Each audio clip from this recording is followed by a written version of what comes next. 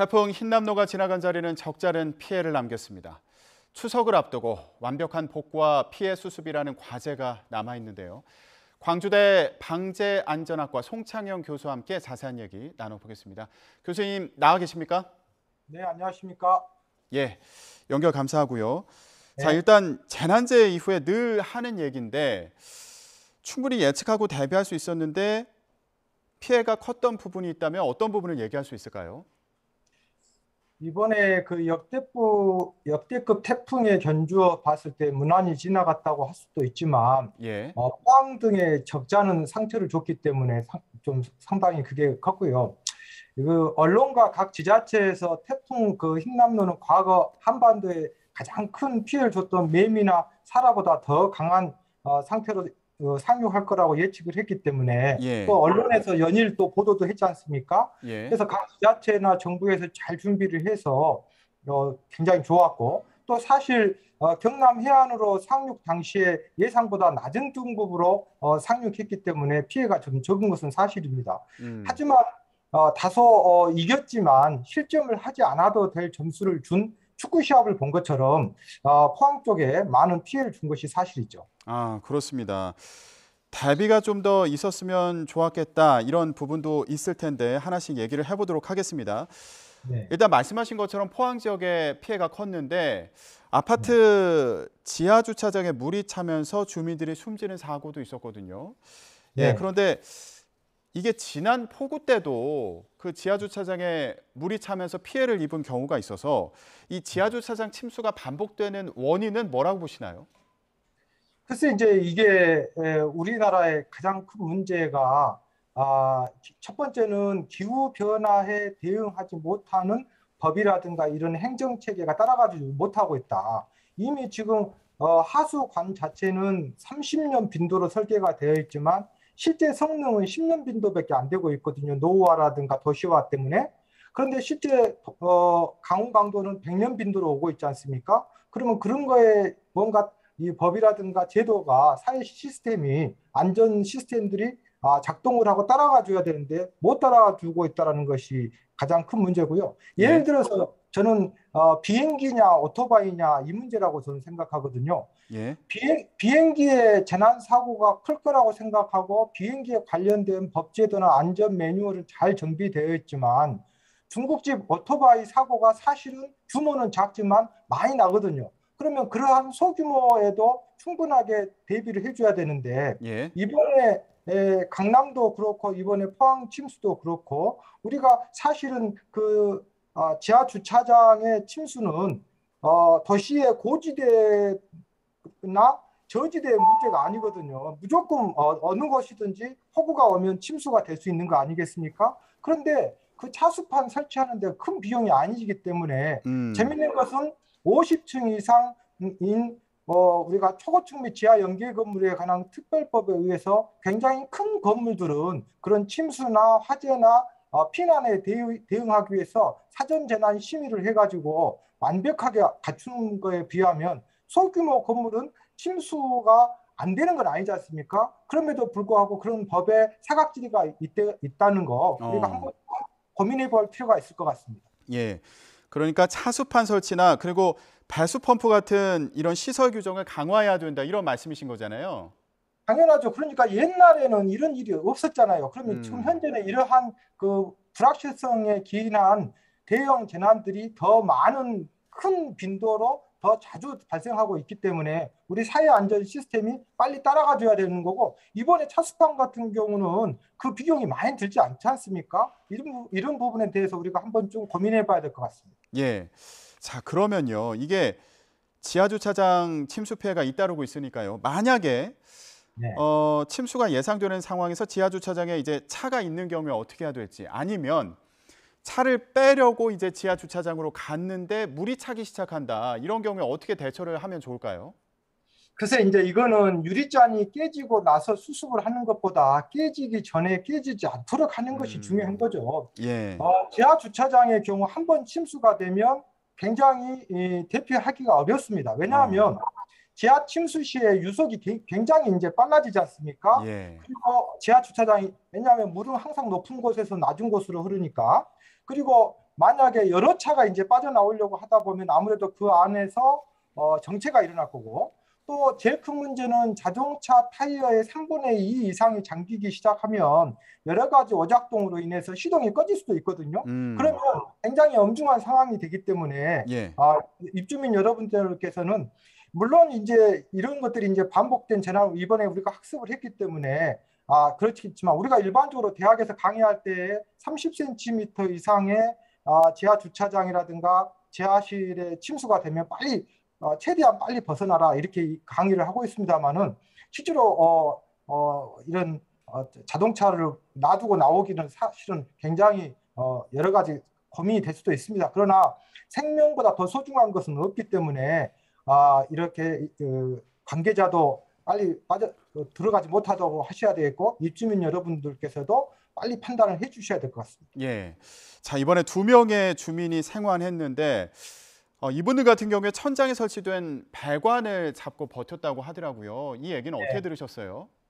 그러니까 이게 이제 지금 재난 시에 이러한 것들이 정말 우리가 어떤 재난 영화에서나 볼 법한 일들이 자꾸 발생하고 있거든요. 예. 그렇기 때문에 국민 여러분께서는 항상 이게 재난이 생기면 국가 공권력에 의해서 생존된 사람은 단 1.7%라는 통계가 있어요. 그러니까 동일본 대지진이 발생했었을 때 실제로 일본 자위대나 소방관에 의해서 생존된 사람은 단 1.7%였고 실제 시민에 의해서 또 시민 스스로 생존한 사람이 98%였기 때문에 우리 국민 여러분께서는 노란색 민방위복을 입고 있는 공직자에 의해서 내 생명과 재산이 보호가 되는 것도 있지만 나 스스로도 전문성과 어떤 진정성을 가지고 재난에 대해서 임해줬으면 좋겠습니다. 예.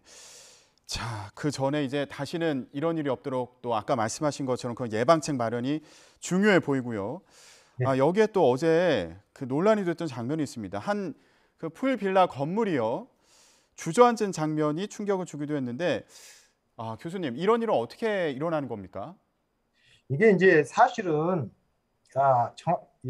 정확한 조사를 해봐야 맞겠지만 제 경험상으로 봤었을 때는 사실은 일어나지 않았어야 될 일인데 건물의 형태를 그대로 유지한 채 저렇게 내려앉았다는 거 아닙니까? 이거는 어떤 건축 구조물의 문제가 아니라 기초 구조에 심각한 오류가 있었다는 것을 얘기하는 거거든요.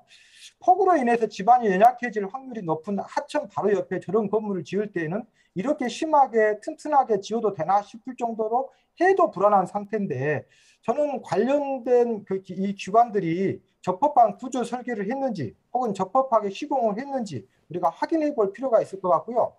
우리가 바닷가나 하천 가까이에 멋진 경관을 가까이 하고 싶고 또 보고 싶어서 건물을 가까이 짓지만 그만큼 안전에 주의를 해야 되거든요. 특히 이 평상시 때는 별 문제가 안 되지만 이런 태풍이라든가 대형 폭우라든가 이런 재난 시에는 더 큰 재난으로 돌아오기 때문에 더 조심을 해야 될 것 같습니다. 예. 일단 이 빌라 측에서는 부실 공사가 아니고 그리고 물이 넘쳐서 위쪽 도로와 제반 시설들이 무너지면서 토사와 나무들이 떠밀려와서 집안을 침식시켰기 때문이다. 이렇게 얘기를 하고 있는 그런 상황인데요. 자, 교수님, 그렇다면 이런 상황을 막기 위해서 특별히 신경 써야 될 부분이 있다면 뭐가 있을까요? 자꾸 얘기하지만 우리가 지금 점점 기후 온난화 때문에 기상 이변이 즉 강우 강도라든가 이 재난 강도가 점점 더 시리어스해지고 더 심각해지고 더 빈번해지고 있지 않습니까? 네. 그러면 관련된 법과 기준들이 더 과거의 강풍의 기준이 예를 들어서 40m/s였는데 지금은 60m/s가 자주 온다? 그러면 거기에 맞게 법 개정이 되어줘야 되고 또 관련된 행정이 따라줘야 되는데 과거에 이런 일이 한 번도 발생 안 했다라고 우리가 그냥 스스로 자유할 것이 아니라 저는 더 뭔가 도전적이고 공격적으로 지금 세상이 자연 재난이 점점 더 이렇게 변화하고 있는데 우리가 재난 행정이 따라주지 못하고 있다는 것이 제일 큰 재난인 것 같습니다. 알겠습니다. 자, 교수님. 네. 이런 상황에서요. 포스코 포항제철소에서도 침수와 화재가 동시에 발생을 했습니다. 물론 화재 원인은 아직 파악하고 있는 상황인데 교수님 보실 때는 어떤 배경이 있을 거라고 좀 추정할 수 있을까요? 근데 이거는 이제 까마귀 날자 배 떨어진 격인데 우연찮게 이제 동시에 이렇게 생긴 것인데요. 네. 글쎄 이거는 그 포항 제철의 어떤 문제가 아니고 우리 사회 인식적으로 재난에 대해서 잘 대비를 해야 될 것 같고요. 문제는 저는 지금 이 시점에서 꼭 얘기해드리고 싶은 게 이런 재난이 생겼을 때 최고 책임자가 누굴까요? 포항제철 관계자일 수도 있고 뭐 대통령, 총리, 행정안전부 장관 뭐 여러 가지 이 관계자들이 있습니다만은 현행 법과 매뉴얼에 재난관리 책임기관이라는 용어가 있고 책임자라는 용어가 있거든요. 재난안전기본법에. 그런데 거기는 보면 뭐라고 되어 있냐면 17개 광역시도 228개 시군구청장이라고 되어 있어요. 1592년도에 임진왜란이 일어났을 때 당시 왕인 선조가 대응한 것이 아니라 적의 전술과 울돌목 특징을 잘 알고 있는 현장 지휘관인 이순신 장군에 의해서 대응된 거지 않습니까? 그러면 현장 지휘관인 전 세계 글로벌 스탠다드가 이런 시군구청장한테 그러한 책임과 권한을 주고 돼 있고 이러한 화재라든가 침수라든가 재난에 대해서 이분들이 평상시대 예방, 대비, 대응, 복구를 할 수 있는 모든 역량을 주고 책임과 권한을 줬지 않습니까? 자, 그런데 이분들이 지금 시군구청장 이분들이 기관장들, 책임자들이 재난관리 책임자들이 임무와 역할, 재난안전에 대한 전문성, 역량이 있느냐? 저는 좀 물어보고 싶습니다. 참고로 예. 미국 같은 경우는 주마다 조금씩 틀리지만 주지사가 이 민선으로 선거에 당선이 되잖아요. 그러면 교육, 인권, 복지, 노동, 환경 다른 것들은 국가장한테 업무 보고를 받고 인수인계를 하지만 재난안전만큼은 본인의 임무와 약간 허리케인이 발생했을 때 본인의 권한, 본인의 임무, 본인의 책임은 무엇인가를 교육을 받고 훈련을 받고 있거든요.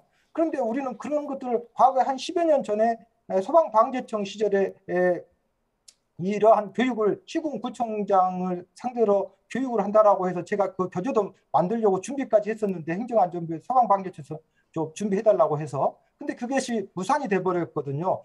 한마디로 바쁘다는 거라고 저는 알고 있는데 참고로 2014년도에 프랑스의 마라티에 시장이라고 하는 분이 있는데 이분은 태풍에 제대로 대응 못해가지고 4년 징역형도 받은 적이 있거든요.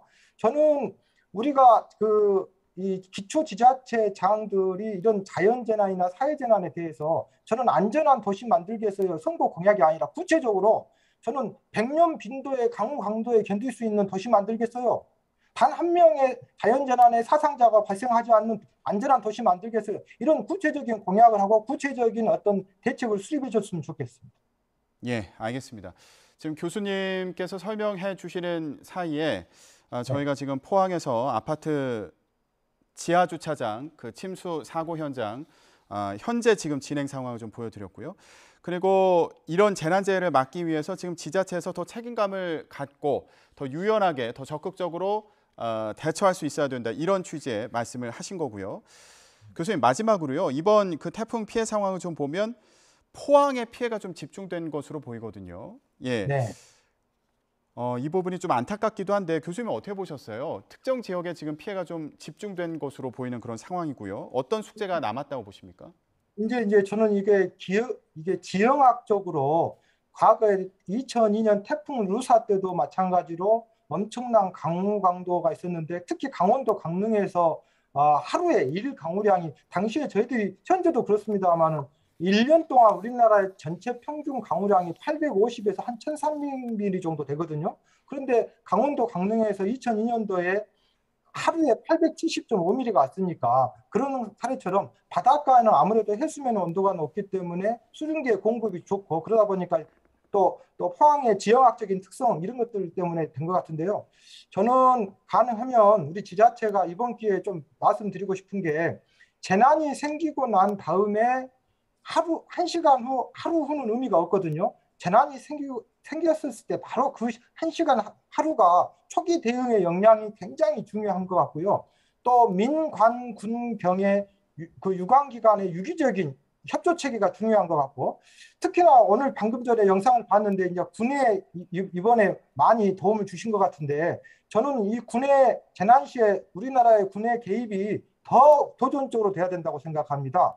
미국이라든가 일본이라든가 중국 같은 경우는 보면 미국은 주방위군이, 일본은 자위대가, 또 중국도 마찬가지고 재난 시에 영상을 보면 군내 개입이 굉장히 많은데 우리는 그동안에 어머니들의 그 민원 때문에 군이 하고 싶어도 못했거든요. 현행 법과 매뉴얼에 군의 개입이 되어 있게 돼 있고 또 320만 민방위가 재난 시에 지금 작동을 하게 되어 있는데 이러한 것들이 지금 제대로 작동이 안 되고 있거든요.